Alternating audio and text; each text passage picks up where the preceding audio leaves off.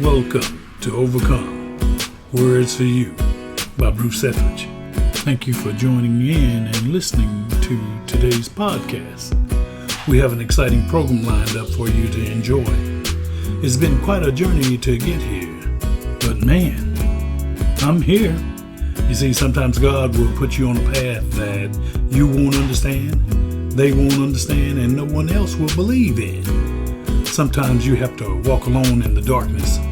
Have you ever had the urge or the need to get up in the middle of the night, in the middle of the darkness, and you stump your toe on something, but you continued on your journey because you knew you had to get there before it was too late? You stumped your toe, but you kept going. Well, I must admit that I've stumped my toe many times during this journey. There were dark moments when I could barely see the light, but I wouldn't let go. I want to remind you that your journey will not be perfect. You will make some mistakes along the way. And while searching the darkness, you will bump into something, knock over something that you believed in or that you believed was valuable. But you must keep going. During the journey of purpose, some things that you love may get in the way, but you can't get distracted. You must keep going. You must follow His voice. There will be many muted voices of discontent. There will be many voices of disbelief. And there will be many angry voices of dissatisfaction. But you must continue on your path. Too many times we allow the natural to distract us from the supernatural. I hope y'all hear me today. You see, I must confess that my Heavenly Father has been good to me. The words that I've shared over the years, I cannot claim as mine. Although I wrote every word, sentence, and statement, I must confess His greatness was my inspiration and my motivation. So let me share a quick story with you. I believe I was in the 4th or 5th grade, and we had a bunch of boys wanting to play basketball in the basketball league at the local boys club. The problem was we had enough players, but we didn't have a coach. We couldn't find anyone to coach us. Most of the men were too busy doing what they were doing. Well, let me cut through the mustard. A special lady stepped forward to coach us. Her name was Myrtle Captain. Can I say that again? Myrtle Captain. This lady had time to practice us, and if needed, she would practice with us. She had time to pick us up. She had an old van that took us to different places and different spaces. We experienced things that seemed to be a dream. And she did this all while working a full-time job. Well, I'm not going to talk about the games we won or lost. By the way, we won most of our games because I prefer to talk about the boys she won and steered on a path to success. Man, there was a lot of us. There are a lot of men standing because of her influence. We had many other heroes to step in as well to serve us in the same capacity.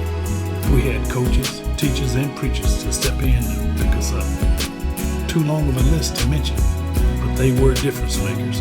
But today, we're going to talk about Myrtle Captain, a fraction of achievement about her life, her legacy, and her influence.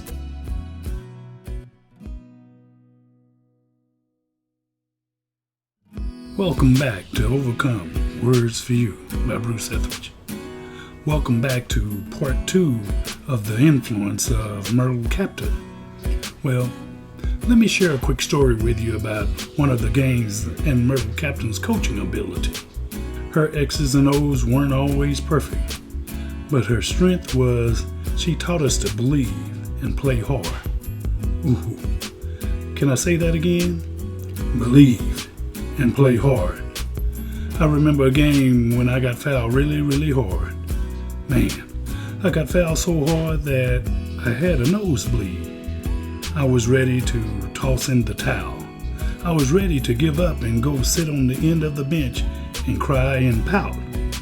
And as I laid there on the gym floor, rolling and crying, my coach leaned down and she hesitated for a moment. After looking into my eyes, she said some words that changed the direction of my life. She said, "Do you want to go shoot your free throws?" Sometimes life will deal you blows that you believe are impossible to overcome. Sometimes you find yourself feeling sorry or quitting the race before the race starts because of your mindset. Sometimes we get so beaten down in our life or within our circumstances that we refuse to try.